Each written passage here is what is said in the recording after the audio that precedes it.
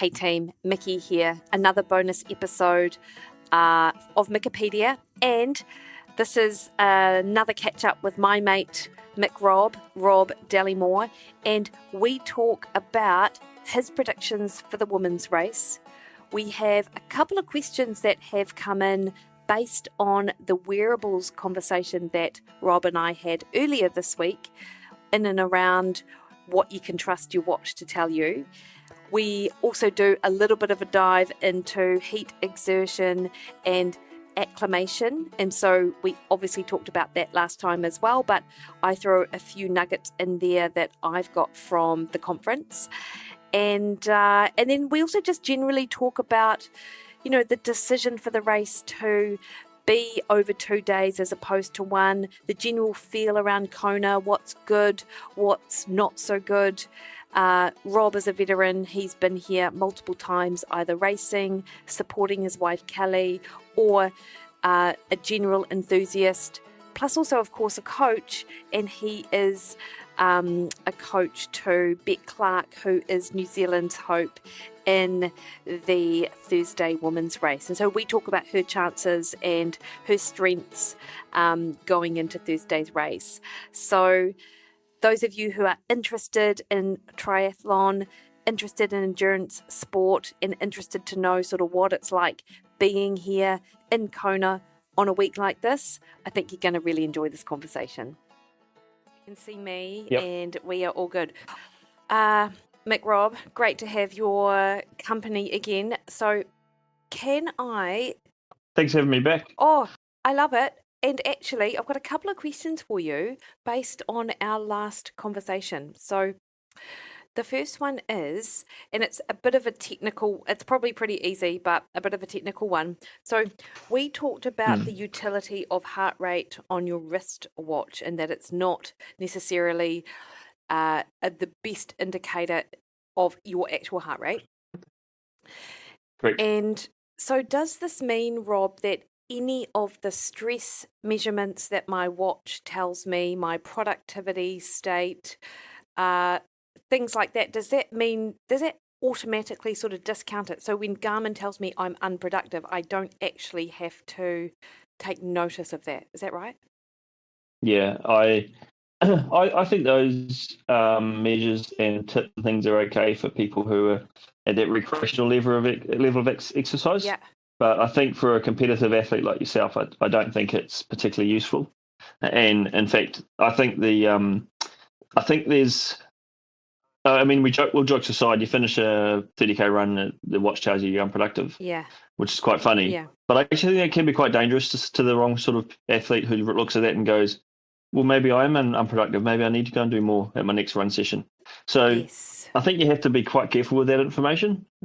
So anytime someone sends me a screenshot of their Garmin data telling them something, I just say to them, it's just not accurate. We can't rely on that. Okay.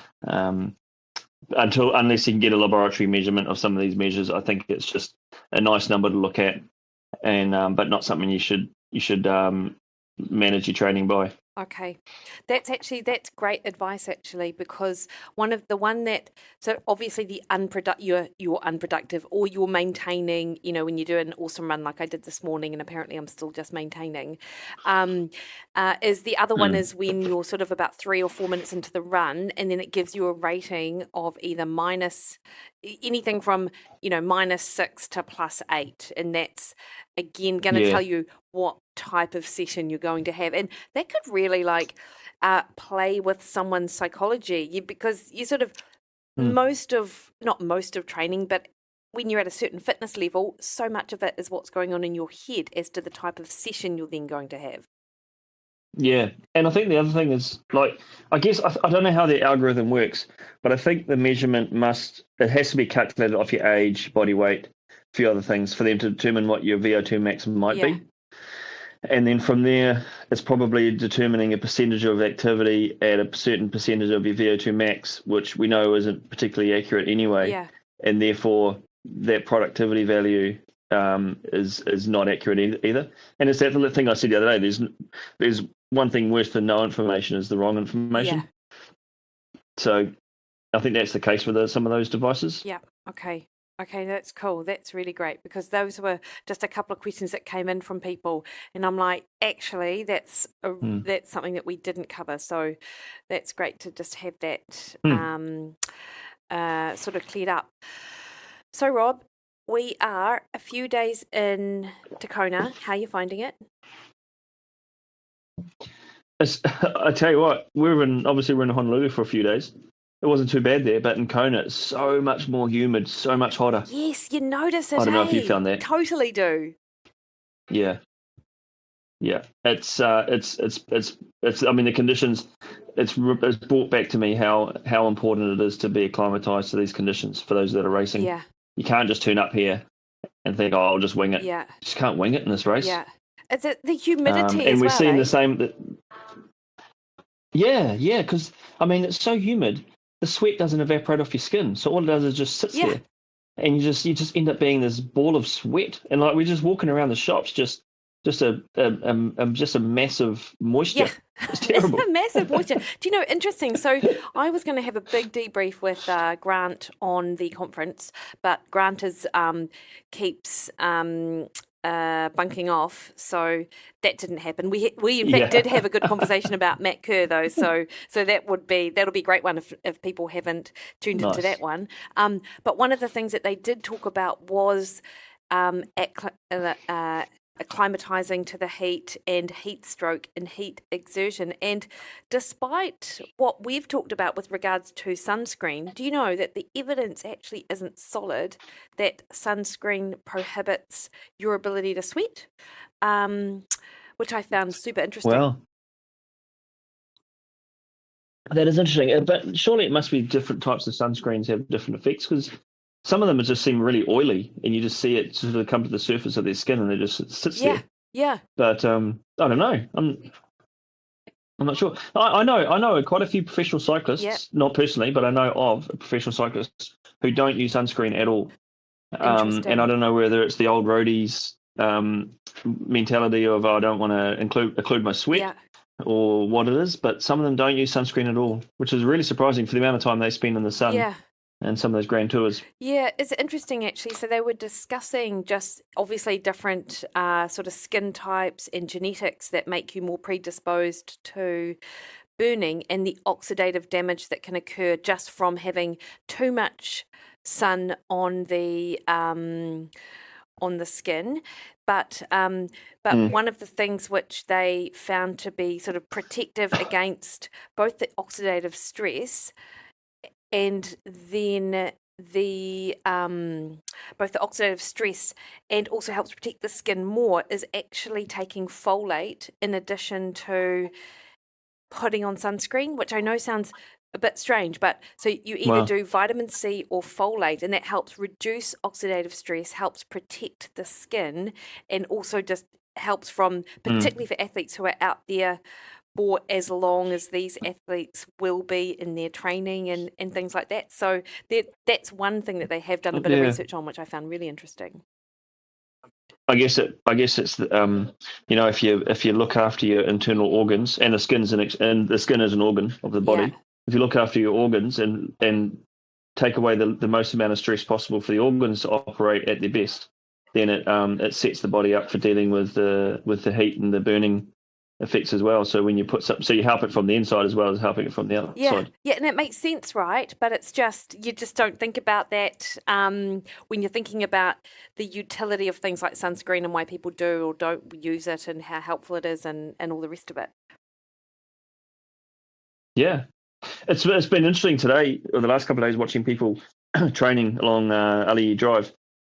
Particularly running, there's a lot of people running out in the heat of the day, in the middle of the day, and I mean I think it's important to know the conditions you're going to be training in, and to know how your body's going to react to it. But it's so stressful on the body to be working out at those times of the day that it's almost like we're in race week. Now's the time to start protecting the body and doing your training early in the morning when it's not as hot, and just avoiding the sun as much as you can, because those that are out in the middle of the day in the heat of the day sort of belting themselves along the Lee Drive trying to get those last key miles, and you just think, are you actually doing yourself any good? Is this going to damage the whole picture? Yeah, interesting. So it's a tough call. Yeah, totally. And another thing that they're not that clear on are cooling strategies that are actually that helpful to the body because, of course, and you and I had a good discussion about the core temperature uh, wearable that people can use to sort of assess core temperature, but the question came up as to where you actually cool an athlete on their body to help cool them down much more quickly than you would otherwise, because of course the talk was on heat stroke. And one of the points raised was that there are some places where people immediately think they need to sort of put ice or put like something cool on the athlete. And I think in the groin was one that comes up quite a bit. And No, I've heard that. yeah, and the carotid sort of arteries and stuff like that sort of. But the advice given was not to do that because it almost confuses the brain in terms of what the brain then needs to do in terms of because if the brain gets this idea that the body is cooling down before the body has cooled down, then it'll stop its own thermoregulatory systems. So yeah, interesting. so I suppose one of the sort of take homes from that is, well, not only be mindful of where you sort of put the sort of cooling strategy and where to put different like ice and cool towels and things like that, but actually not to sort of be in a position where you are at risk of heat stroke in the first place, I guess. So I spoke to the core guys today, actually, and I mentioned that we'd spoken about their product in the previous podcast, and so they were going to listen to that. But one of the things I said to them is, I've been using the core in my Zwift racing, which is the indoor cycle racing that I do, and I said, I've got 2 fans as my cooling strategy, and I use packs, put them down the back of my shirt to help with cooling, and they actually said that the ice pack isn't as effective because it's effectively warming itself up as it's melting. So the ice is getting warmer and warmer from your body. They said the most effective thing is getting a cold towel and draping that cold towel over your shoulders until you need to replace it, putting another cold towel straight on, keeping that over your shoulders. And so just constantly putting a cold towel on while you're doing those indoor Zwift races is the most effective way to keep your body cool. So I'm going to be doing that my next race. Let me try that method out. Yeah, that's nice, Rob. And actually, I've got my notes here, and so some of the recommendations are pretty much in line with what you've just described, because they were talking about just having that constant cool, which is, I think, what you're talking about as well. So they first and foremost, they said if you can do an ice bath, do that. Then do fanning and shade, which is pretty much having that cool sort of circulating air, or what you describe with the towel, being like replaced, being like sort of layered on the body, and then go to ice pack on arteries or something like that. But something else that they actually mentioned was one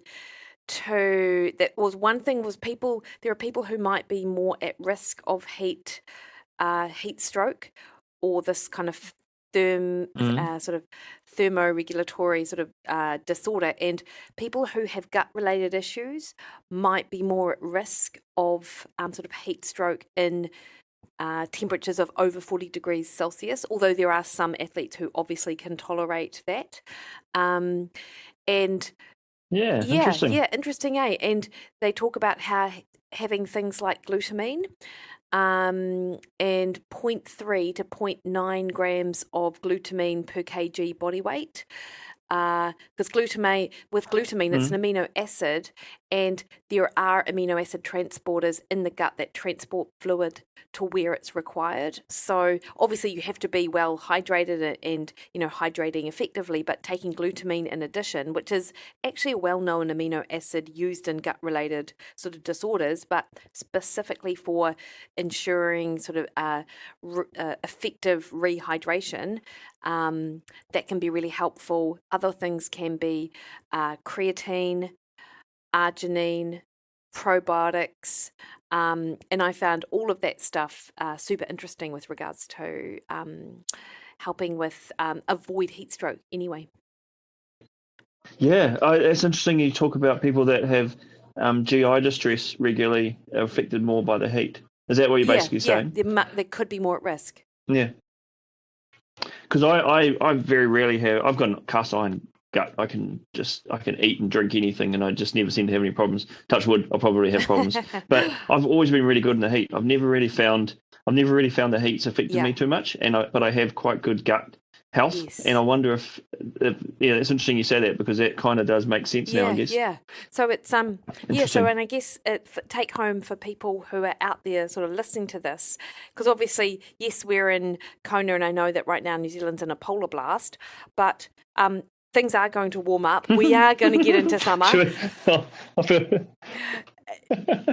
I know, so do I. It sucks, but it will be hot again, and particularly if you're thinking about maybe not December, but you've got the Port of Tauranga races in January, and of course you've got March Ironman, and then you've got the Australian races where they all are, pretty hot weather conditions, or they can be. So I think if you are someone who really struggles with heat exertion, obviously doing those tactics that we discussed in terms of getting acclimatized to the heat, we discussed last time, super important, but having a look at your gut health, having a think about these other sort of nutritional strategies, which of course anyone can just contact me and I can give you a bit more details on it, but that these things could be really helpful. So you reckon when someone goes into a heat training block, specifically before a hot race, that employing those strategies would be worth doing? Yep. To help acclimatise and let the body deal with it that much more, reduce the stress that much more. I think from an ability to, rehydrate, so that glutamate, I think that's really important, and it does of course have that double whammy of helping with the gut, but also those the probiotics for the gut. Arginine is also involved in sort of gut function, and of course creatine, and I know that although you and I haven't discussed creatine before, I've spoken about it quite a few times, so for sure, nothing to lose. For sure. Love it. Love it. Yeah, awesome. So, Rob, your thoughts on the expo? Because, usually it's such a good vibe down there. There's heaps of things to look at, lots of free stuff to take away, which, of course, I think it's in our DNA that we just love that stuff. Anything interesting that you came across? Well, we walked through together, Mikki, and we've been here in the previous years, and I just got to say, it just didn't have the same size. It didn't feel the same. It wasn't as full. There wasn't as much hype. We like freebies, but we don't expect freebies. But there weren't so many cool things you could go to a booth and take away. And there wasn't something that really jumped out at us and said, "Well, that was cool." I mean, there's always good brands there. It's always awesome seeing the flash stuff that's coming out and talking to the experts from those companies, talk about the product. But in previous years, there's been a real buzz around it, and you got the feeling that people were just there because they had to be there. And it was upsetting. It was upsetting to see that, because it's always been part of this event is the pre-race expo. Yeah. I don't know. Do you think that it's the fact that the race is actually over 2 days, and is there a bit of a dilution in terms of who's in town, or have people been sort of scared off from the fact that it was very difficult to find accommodation, and any accommodation that was sort of exorbitant fees? Like what's your sort of thoughts on that, Rob, and after sort of talking to people about it? I think you're right. With the race being spread over 2 days, a lot of the people that are perhaps in the mainland USA maybe won't come until Thursday, so or at least Wednesday today, and so maybe they weren't getting down to the expo today because they were travelling in, because their race was on Saturday, and so with the people that are racing on Thursday, they're already here, they're already in town, they're already doing the thing. But those people that are racing on Saturday, perhaps the majority of them are still yet to arrive. So we probably will see these lower numbers may continue, but it may be just the sign of the way it is at the moment, that people are travelling in at their own time, trying to reduce the cost. Like you say, accommodation is expensive, trying to minimise that a little bit. But I think the athlete numbers are still as high. Yeah. And people are still coming down to the expo because you sort of have to. It's all there in front of you. but it doesn't feel as busy and hectic as previous years. Yeah. Which I'm not saying is a bad thing. Don't take it as a bad thing. I'm loving the vibe. I'm loving the chilled out, relaxed vibe, and it actually feels less Kona scary. It's not quite as intense in your face as it has been in previous years, which is cool. Yeah, and I suppose the change in the feel is going to suit some people more than others, maybe. There are people who really thrive on the tension and that sort of stress that comes with being part of, the week that is Kona, because it really is. Like, you've got a lot of the brand parties are going on. You've got the Babbitt breakfasts. You've got the sort of welcome breakfast for people who are new to Kona, and then of course you've got the carbo load party and all the rest of it.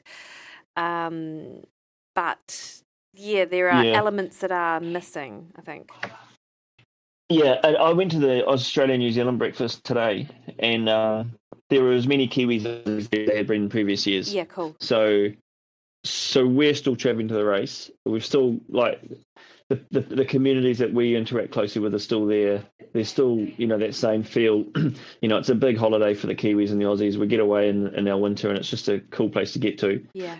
So we're really feeling it. But I haven't seen as much European type athletes around. Like, we used to see screeds and screeds of French and German athletes and that, and Spanish, and I just haven't seen as many European-based athletes come over. And I wonder if that is part of the climate, the current economic situation at the moment. Maybe people are avoiding traveling US just for the expense, and maybe that's it, because it is very much there's a lot of Asian athletes, as always. Very much American dominant. Still a lot of Kiwis, still a lot of Aussies. Not many Brits. I haven't seen too many Brits. Yes. And I haven't seen many mainland Europeans. So I don't know. Not sure. That was just something that I thought of earlier. Yeah, interesting, Rob. And I suppose we'll just have to see how town does or doesn't fill up over the next couple of days. Yeah. And one thing I have noticed, and we talked what we talked about earlier, was how cool the town's looking. Like, they've done up a lot of buildings, and there's a lot more new places around. We went to a bar just up Palani Road, and there was a whole new sort of industrial area, a bit more of that industrial feel for eating establishments, and it was really cool. The place is looking awesome. It's a really, really cool buzz around town. So the athletes that are here are making the most of it, and the town. I think the town's welcoming it. Like, it's not the atmosphere that we were preparing ourselves for, where it's the town versus the athletes. I think there's actually quite a lot of cool vibes.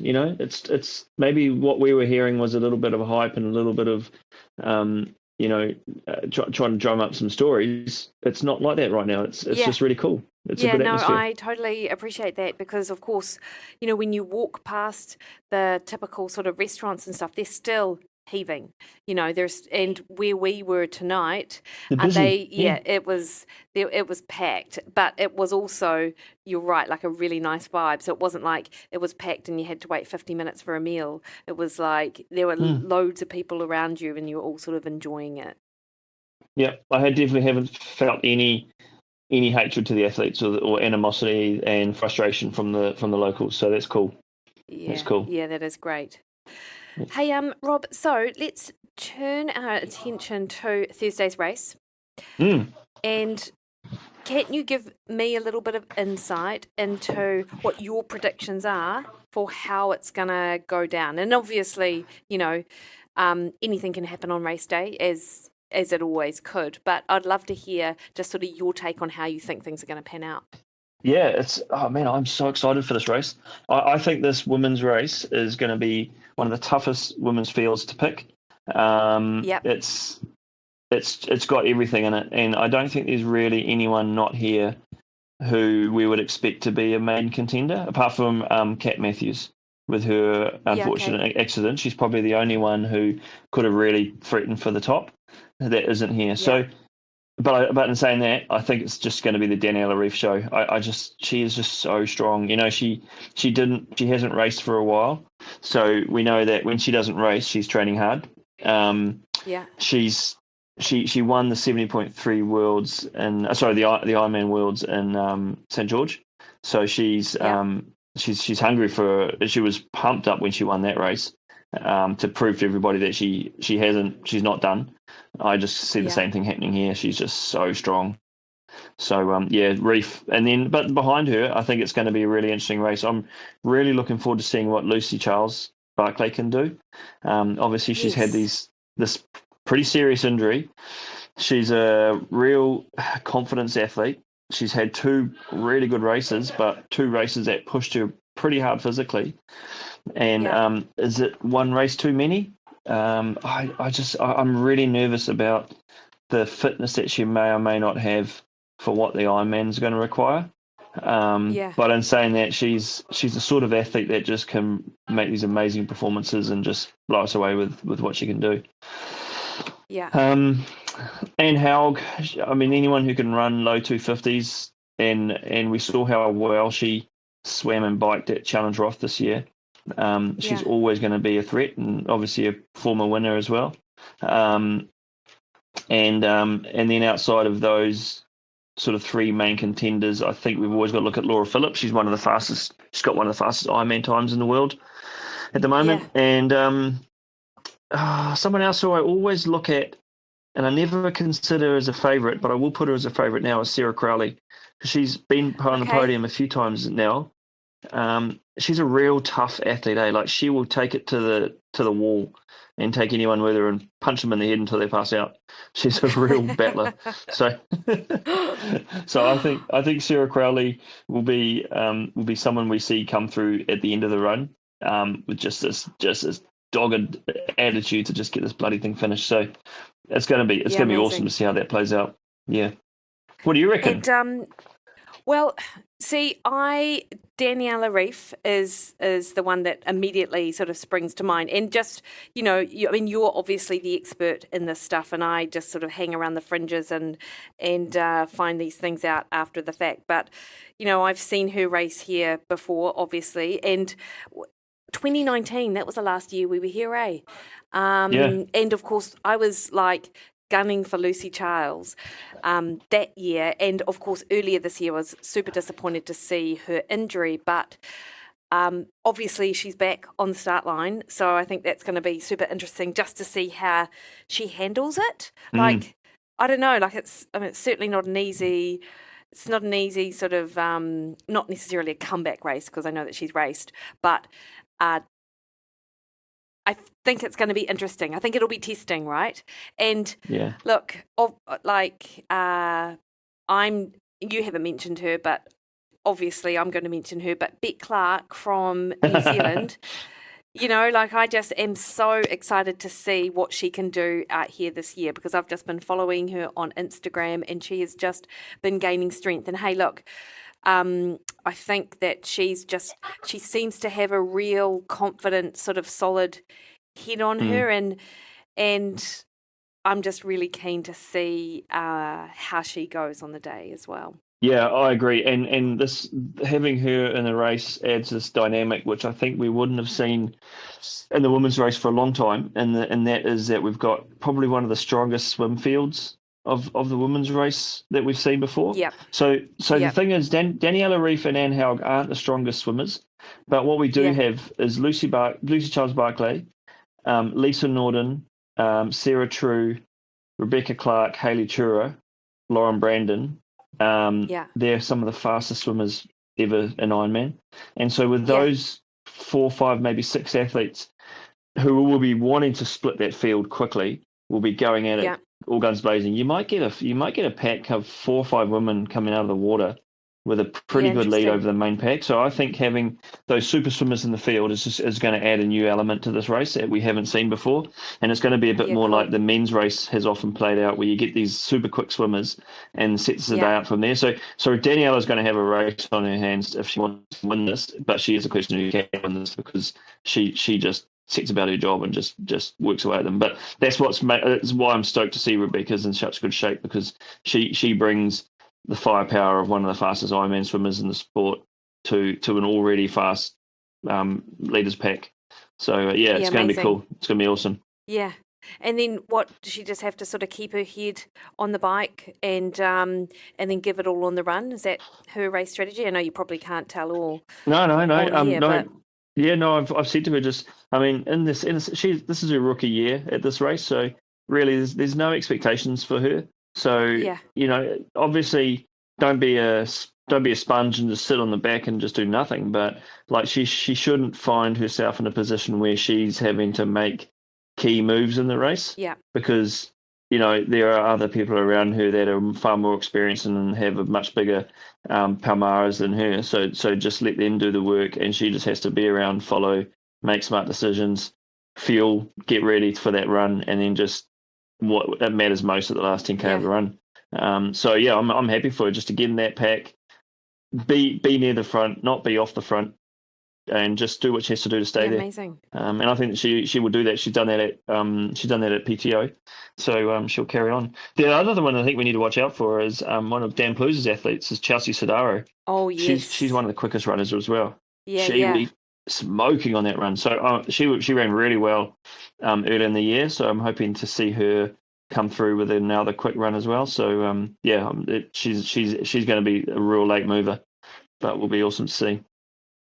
And what do you reckon, Rob, about the fact that the race is split into 2 days? I mean, obviously, we've just talked about the sort of change in vibe. How do you think it's going to impact us, the spectators and stuff? Do you think it's going to obviously, it puts more of an emphasis, I think, on both races because you've only got one sort of thing to focus on the day. Obviously, notwithstanding the age group men that are also sort of racing. But do you think this is a good thing to have it split, or do you think it's a wait and see? No, I think they did it wrong, and I'll probably be proven wrong because it'll probably turn out to be amazing. But I actually think Yeah. they should have had the men's and women's race both on Saturday, pro men, pro women Yes. race on Saturday, because I love seeing that would allow them to get equal amount of exposure. Yeah. Because they're having their own race on this Thursday doesn't necessarily mean the women are going to get more media exposure because a lot of those main media outlets are really only going to have the budget to bring people in for one day, and that'll be Yeah. most likely to be the Saturday race, which it has been in the past. So I Yeah. think we might not see as much exposure in the mainstream media as we have in previous years, and I think Yeah. it takes away that whole hype and vibe, cool atmosphere of seeing the men's and women's pro race going on at the same time. Yeah. And because I mean, the age groupers don't need to necessarily race when the pros are racing. There's nothing about that. So get the age groupers racing on Thursday. Give them Yeah. the chance to get their day out of the way, and they'll be hanging around for Saturday to watch the pros go at it. And then there'll be a few more age groupers who could have raced on Saturday as well, just to fill up the space behind them. But yeah, I think the way they've done it is possibly not as good. But obviously, the smarter brains than me have made that decision. So we'll see how it Yeah. plays out. Yeah. Oh, interesting, Rob. And so finally, anything else that you want to add or any other further thoughts on anything Kona related? Yeah, I'm looking forward to our next meetup because I would have gone to a talk listening to, let me get his name right, Olaf Alexander Boo, who is Christian Yes. Blumenfeld's coach. And he will be talking about the Amazing. use of data and technology, wearable technology in training. So I thought it was tonight. I got it wrong. It's tomorrow night. So I'm going to go along to that. And yeah, I'll have my note paper out and I'll be taking down notes for that one because I reckon that's going to be fascinating to listen to that. So I'm looking forward to our next chat and we can go deep into the weeds on that one. Yeah, no, that sounds awesome, Rob. I would absolutely love it. And because it's always so great to hear how those at the pointy edge, and I'm not suggesting you're not at the pointy edge, but how these guys actually go about using it for the elite in the sport, Yeah, right? Like yeah, those at the top of the exactly. game. I think that's interesting, particularly because, of course, Christian Blumenfeld did like a 30K run or something on the Monday, like Yeah, 5 days out from a race. Like, that's crazy. Yet there yeah. must be some sort of like, there must be some reason for that kind of training. And I suppose the proof will be on Saturday, but it'll be really interesting to hear what how the coach talks about it tomorrow night. I know. And so a little bit on him. So I had good look at his tri-suit. So at the Trimtex display at the Expo. Yeah. Wow, there's some technology gone into that thing. It was pretty incredible. So a couple of details. There's some little knobs which are on the shoulders, which create some distortion for airflow over the shoulders as it hits the wind. Oh, wow. There's some ribbed material along the sleeve which aids in transferring disturbed air as it passes over the body, and it's also, the suit's also made of a similar material to what a swim skin is made of. So it means that most of the athletes that wear that sort of suit won't wear a swim skin, because the suit they're wearing has actually got the similar properties, and that will save them a bit of time in transition as well. So it's a pretty high tech suit. Like, I didn't ask the price because of moonbeams worth, but it was pretty cool to see that thing up close. Yeah, and this, the science that those guys bring to the sport, love them or hate them, what they bring to the sport is just this next level of professionalism and expertise in the whole way they go about things. So amazing. It's cool to see. Like, it's so cool to see. Like, we're in such a great time of the sport. Everyone in the sport's a personality right now, and I can't wait to watch these races unfold. And we're going to be standing along a Lee Drive, and you just take for granted that we're there, but it is the most famous stretch of road in triathlon, and just seeing these people go to battle on this section of road is just such a cool thing to be able to witness. And for the age groupers that are here, it's a real special experience for them as well. So I always reckon that if you get a chance to come and watch it, it's just as exciting to watch it as it is to race. So I'm really looking forward to recapping how the women's race goes, and just seeing this race unfold. It's going to be fantastic. Awesome, Rob. And look, you know me, I'm no longer a wannabe triathlete, because I got over that. But I'm a wannabe triathlete. Like, I just love being around the sport, and and particularly this week. Like, this is the best week. So I'm super stoked to be here as well. One final question: that suit that you just mentioned, is that one that he has worn quite a bit, or is this the suit that he'll be wearing on Saturday and is yet to wear? Like, what's the sort of timeline? I believe it's constantly evolving. So each time we see him race, there's a new addition to it, and they just get better and better and better. So it's a bit different to the one that he wore in the Ironman Worlds in St George. But it's just getting better and better and better. That is not unlike Maxwell Smart, is it? I know, yeah, exactly. He was a smart dude. He was. They always upgraded the technology on that one.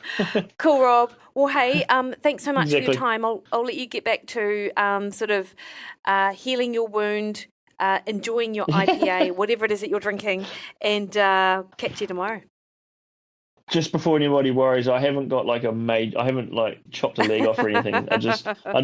I just cut my foot on a rock when I was going surfing this morning, and it was just getting a bit sessy, so I had to put some dressings on it. I'm so glad that we took that Walmart trip, because you just never know how these things pan out. We would not want you in some Hawaiian hospital with a $10,000 medical bill. No, you had me worried at cellulitis, actually. Yeah, I know. Yeah, it's all it took, right? Sweet, Rob. All right, enjoy your night. Thanks, Mikki. Cheerio.